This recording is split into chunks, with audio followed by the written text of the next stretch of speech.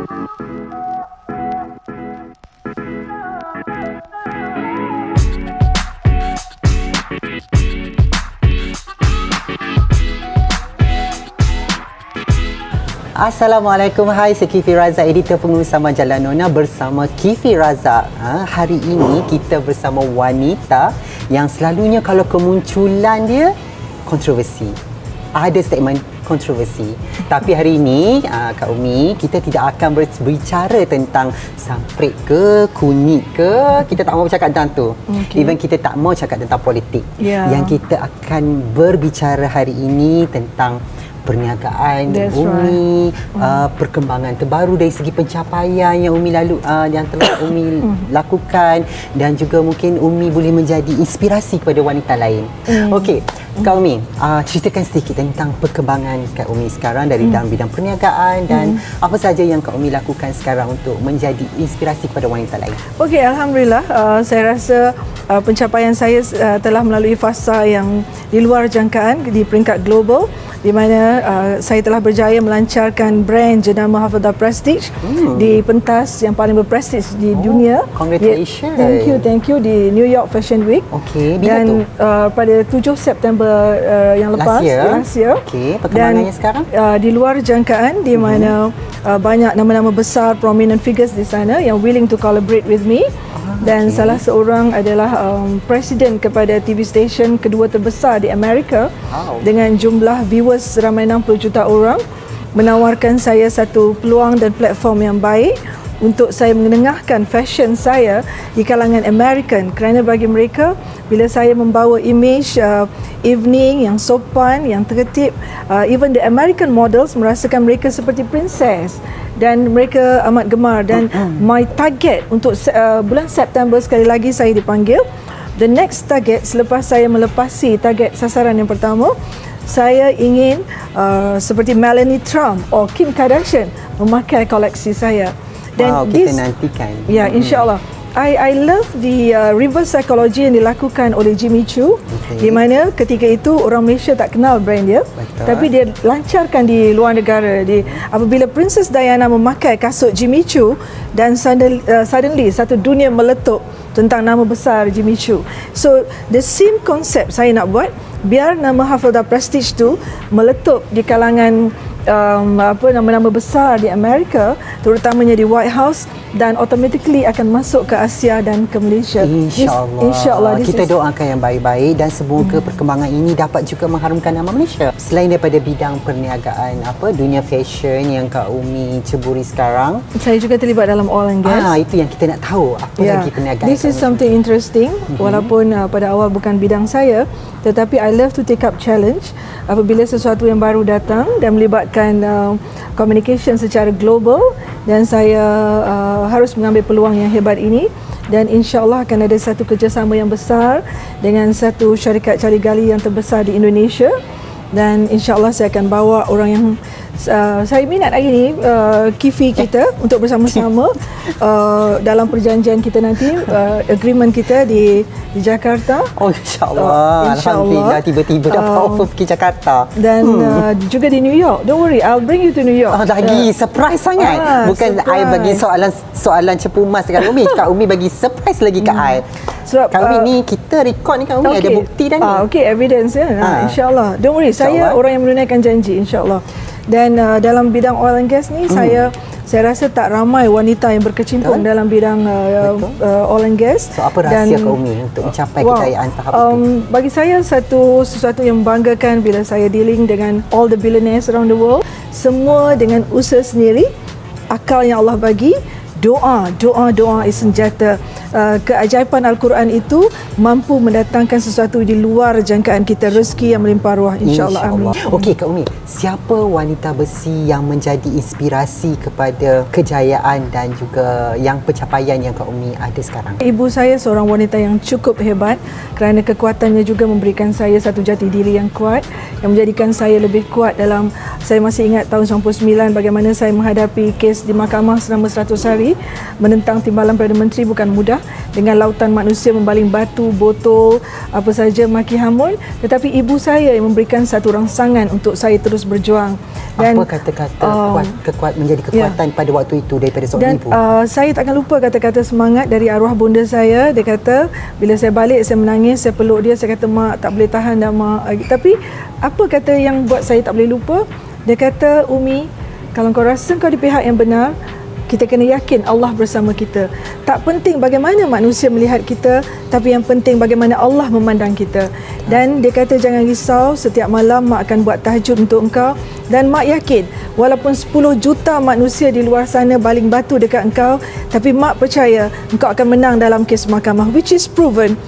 Mak saya ni jenis yang garang, yang macam orang dulu-dulu kan, tegas, dan dia tak pernah puji saya di depan. Tetapi saya paling terharu bila dia meninggal, rupanya kepada semua jiran tetangga, kepada adik-beradik, kepada anak saudaranya, dia kata anak dia ada 7 orang, tapi yang paling dekat di hati dia adalah Umi Hafildah. Subhanallah, saya meraung bila dengar, bila my auntie sampaikan, my uncle, neighbor-neighbor arwah maktum sampaikan, dia kata, Umi, you jangan bersedih kerana mak you selalu memuji you kepada kami. Dan yang paling saya terharu bila dia bagi nombor telefon saya kepada semua kawan baik dia. Macam dia dah tahu dia nak pergi, dia kata, kalau saya mati, ini nombor telefon Umi, tolong telefon dia sebab saya risau keselamatan dia. Dia kata dia masih, walaupun saya dah tua kiranya, tapi ibu masih menganggap saya seperti anak kecil. Dan saya heran bila mak saya meninggal, habis jiran-jiran tetangga telefon saya. Dan saya terkata, mana dapat nombor telefon? Mak, you tinggalkan ini pesan, kalau dia mati tolong ingat telefon, sampaikan amma yang sapu rumah India tu. Tiba-tiba satu hari lepas sebulan mak saya meninggal, saya dapat panggilan telefon dari amma yang sapu rumah tu. Tang Kaci, lu ada mana? Dia tanya. Saya kata, amma, mana amma tahu nombor telefon? Lu punya amma cakap, itu tolong jaga itu Tang Kaci. You know, how you feel? Macam agungnya nilai cinta kasih sayang seorang ibu pada anak dia, Masya Allah. Okey Kak Umi, bila kita cakap, bila Kak Umi muncul, terutama sekali muncul di social media, maka muncullah netizen yang selalu menjadi apa dia orang kata, warrior. Ya, keyboard warrior. Keyboard warrior. Ada negatif, ada positif. Tapi saya rasa kebanyakannya di social media, Kak Umi bila saya lihat banyak yang positif lah. 90%. Alhamdulillah 90% kita nak orang yang positif. Ya, so bila banyak sangat kecaman ataupun ada netizen negatif ni, macam mana Kak Umi handle ataupun menerima kecaman daripada netizen? To me, that is very normal. Nabi Muhammad yang maksum, yang tiada dosa itu pun harus menghadapi keadaan yang getir dalam menyampaikan dakwahnya. So dalam perjuangan menegakkan kebenaran, tak mungkin saya tidak dimaki atau dihina atau difitnah, kerana itu dah adalah harga yang perlu saya bayar dalam sebuah perjuangan. Tapi saya merasa bangga keadaan itu berubah 360 darjah berbanding dengan tahun 99. Kalau dulu orang terlalu negatif kepada nama Umi Hafildah, tetapi kalau you baca komen-komen dalam Facebook saya, dibayangkan sekali saya blast isu politik, saya mencapai like sampai 10,000, which is I rasa orang politician pun tak boleh dapat sejumlah, dan komen sampai 5-6,000, sharing sampai 7,000. Dan you boleh baca komen yang memohon maaf dari saya. Dia kata, Umi, kalau dulu saya tak kenal you, selepas 20 tahun tolong maafkan saya. Jadi ini satu rahmat dari Allah. Walaupun lama saya nak tunggu, the truth will prevail, kebenaran itu, tetapi hari ini terbukti bahawa saya yakin dan percaya rakyat netizen di luar sana menyokong apa yang saya usahakan for the past 20 years. Saya rasa Kak Umi dah melalui banyak perjalanan hidup. Jatuh bangun, kesukaran, pengalaman yang ngeri, masuk keluar, ngeri. Bagaimana datangnya kekuatan tu Kak Umi? Ya, sebagai seorang Islam, kita balik pada Allah dan balik kepada Al-Quran. Walaupun saya bukan ustazah, tapi saya bersyukur saya anak seorang ustaz, guru agama, arwah Haji Ali. Dan inilah adalah aset terbesar yang arwah bapa saya tinggalkan. bahawa bila kita dilanda musibah, dilanda dugaan dan ujian, maka kepada Allah saja kita bersandar. Mungkin orang yang musuh akan menjelik saya, tetapi ini hakikat bagaimana saya menghadapi mahkamah 100 hari dan sebagainya dengan 200,000 manusia membaling batu dan maki hamun, tetapi dengan mukjizat Ayatul Kursi meliputi 7 petala langit dan 7 petala bumi, itu adalah amalan harian saya. Dan saya bersandarkan setiap masalah saya beri kepada Allah. Saya minta kepada Allah, saya mohon kepada Allah.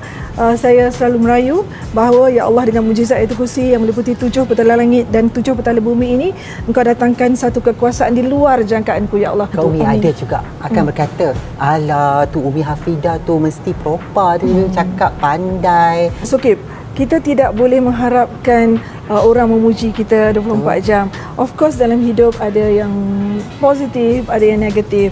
Tetapi saya yakin hari ini macam saya kata 360 darjah perubahan persepsi orang ramai publik kepada saya. Saya rasa Umi dah memiliki alhamdulillah lah segalanya. Apa lagi yang Umi?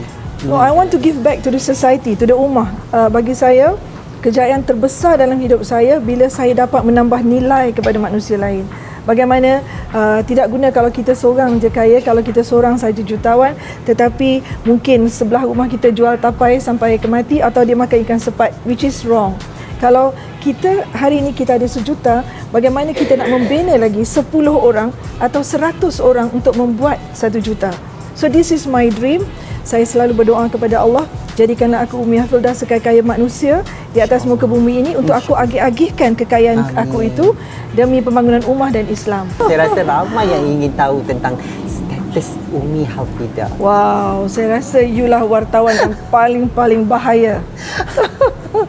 Yang paling berbisa. Berbisa ke tu? Bukan soalan politik. Tapi kita menyelam. Sepanjang saya dalam politik tak pernah orang bertanya soalan itu, tetapi anda lebih bijak daripada mereka.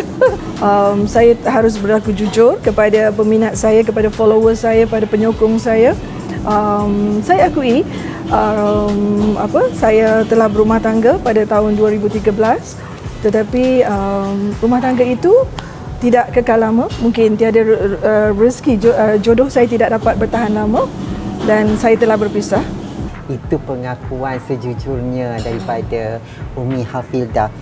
Sebenarnya banyak lagi kita nak tanya. Okey, saya tinggal lagi okeylah 2 soalan untuk Umi. Satu lagi, kalau orang tak kenal Umi Hafidah, orang selalu menilai kita dari segi luaran, dari segi fizikal, tapi orang tidak kenal diri kita, kehidupan kita, hati kita dan apa yang kita doakan kepada Allah SWT. Mungkin orang tidak tahu semua perkara-perkara tersebut. Boleh tak Kak Umi kongsikan, mungkin orang tak kenal Kak Umi secara peribadi, siapa Umi Hafidah dan apa kepribadiannya yang orang tak tahu tentang Umi Hafidah ni? Ya, kalau 20 tahun yang lepas saya digambarkan konon jahat, sombong, garang.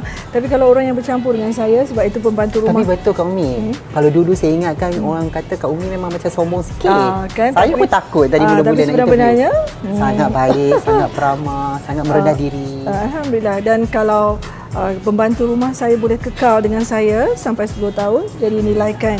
Dan kebanyakan pekerja yang bekerja dengan saya semua kekal sampai 10-20 tahun. So kita nak nilai orang tu, kalau bos boleh kekal dengan pekerja sampai 10-20 tahun, it means like, bagi saya tidak ada kasta atau status yang memisahkan antara 2 darjat. Saya memandang manusia itu yang penting akhlak dan iman. Okey Kak Umi, sebenarnya kita ni banyak soalan nak berbicara dengan Kak Umi, tapi saya rasa ini mungkin soalan terakhir saya. Adik-beradik. Bila kita sebut tentang adik-beradik, itu adalah satu silaturahim yang tak boleh dipisahkan kerana ia adalah darah daging. Tak mungkin dipisahkan, tak mungkin dicincang pun kan. So, tak ada ke rasa terdetik di hati Kak Umi untuk mengembalikan kembali zaman, yelah saya rasa zaman kanak-kanak dulu kita hidup dengan adik-beradik, banyak kenangan indah. So tidak terlintas ke dalam hati Kak Umi untuk mengembalikan balik momen-momen terindah dulu tu? No, of course sebagai manusia kita akan rindu keadaan kita membesar bersama. Betul. Saya masih ingat because gap antara saya dengan Azmin dan Azwan tak jauh. Kami bertiga pergi sekolah sama-sama, kami makan bawah pokok sama-sama. Dan satu ketika Azmin merupakan abang yang sangat-sangat penyayang. Beg sekolah saya tak pernah bawa sampai saya darjah 3. Sebab saya Abang bawa, kan? abang saya bawakan. Itu akan buat saya menangis. Okay. Tapi bila masa berubah, keadaan berubah, bukan pasal kita nak bergaduh, tetapi ini adalah hakikat kebenaran, you know. Of course, kami datang dari keluarga yang biasa. Bapa saya hanya seorang ustaz. Kami naik bas lengseng masa tu. Ya, ingat ke Melawati. Yes. Tiap-tiap hari. Tapi Azmi ni dia sebab saya kecil-kecil, saya ni kurus, kenit, cekeding. Orang kata apa? Kurus cekeding. Jadi masa tu kan beg sekolah kotak. Jadi dia tak sampai hati saya nak bawa beg sekolah tu berat. Jadi tiap-tiap hari dia akan bawakan beg sekolah tu dan dia akan tolak saya naik bas lengseng tu cepat-cepat. Dia very abang yang sangat penyayang. Tetapi hari ini berubah segala-galanya. Boleh hilang kasih sayang itu kerana politik. Tapi antara Azmin nombor 4, Azwan nombor 5, saya nombor 6, kami sangat rapat. So memang pertalian tu dan tak sangkalah apa yang terjadi hari ini satu iktibar untuk semua. Saya percaya bukan saya sahajalah, saya rasa orang di sekeliling Kak Umi, keluarga dan juga siapa yang mengenali Kak Umi dan juga mereka yang di luar sana, kita berdoa semoga keluarga ini dapat bersatu dalam sebuah keharmonian yang kembali kepada betapa indahnya kenangan manis dulu yang kalau Kak Umi cerita. Dan saya rasa nanti kalau Kak Umi cerita lagi berlena air mata dari banjir di sini. Okey, Kak Umi, tadi kata single kan? So rasa-rasanya bila tu kita nak rasa kompang di Palu? Maybe, insyaAllah. Dah ada calon? Maybe. So smart, akta rahsia rasmi. Anda akta rahsia rasmi Umi Hafildah. Okey, untuk itu tapi saya mengucapkan doakan hari Jumaat yang baik. InsyaAllah. Of course kita sebagai manusia sentiasa mengharapkan yang terbaik. Semoga apa yang berlaku yang lepas. Tetapi saya menjangkakan mungkin 6 bulan dari sekarang. Okey, kita tunggu 6 bulan daripada sekarang. Mana tahu kita dapat kad jemputan perkahwinan daripada Umi Hafildah. InsyaAllah, doakan yang terbaik. InsyaAllah, kita doakan yang baik-baik. Untuk itu, saya dan tim Majalah Nona ingin mengucapkan ribuan terima kasih kepada Umi Hafildah kerana sudi berkongsi cerita bersama kami. Dan jangan lupa dapatkan Majalah Nona Ogos 2019 nanti. Bye. Lots of love.